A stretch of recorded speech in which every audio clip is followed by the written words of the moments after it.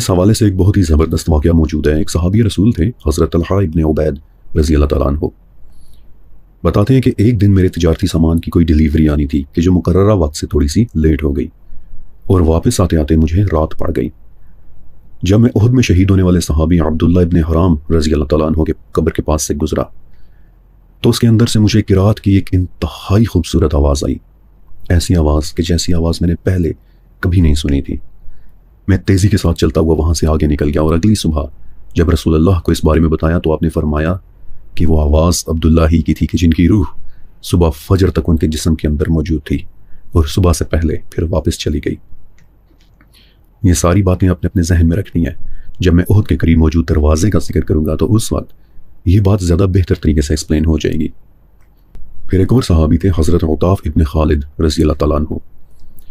وہ کہتے ہیں کہ ایک مرتبہ رات کے وقت میری خالہ اپنے 2 غلاموں کے ساتھ احد پہاڑ کے پاس سے گزری، تو جب وہ مقام آیا کہ جہاں شہدائے احد دفن ہے تو میری خالہ نے انہیں بالکل ویسے ہی سلام کیا کہ جیسے رسول اللہ کیا کرتے تھے۔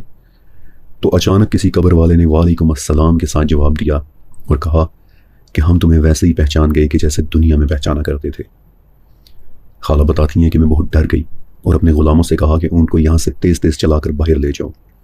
ظاہر ہے ایسی صورت میں کوئی بھی خوف کھا جائے گا کہ اسے قبر میں سے وعلیکم السلام سنائی دے جائے۔ بہرحال احد میں شہید ہونے والے صحابہ شہادت کے بہت ہی اونچے گریڈ پر فائز لوگ ہیں۔ جابر ابن عبداللہ رضی اللہ تعالیٰ عنہ ایک بہت بڑے صحابی تھے۔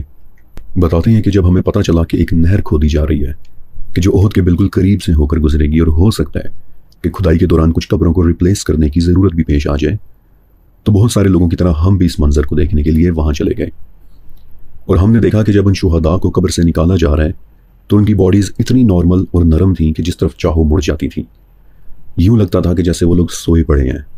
میں بھاگ کر اپنے والد کی قبر تک پہنچا تو دیکھا کہ انہوں نے اپنے ایک زخم کے اوپر ہاتھ رکھا ہوا ہے۔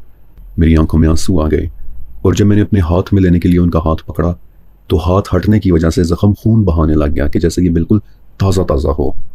تو میں نے جلدی سے ان کا ہاتھ واپس اپنی جگہ رکھ دیا، اور وہ خون بھی اسی وقت وہیں رک گیا۔ والد کی ٹانگوں پر پڑی گھاس اب تک بالکل اپنی اصل حالت میں تھی، حالانکہ احد کو ہوئے اس وقت 46 برس بیت چکے تھے۔ اللہ اکبر۔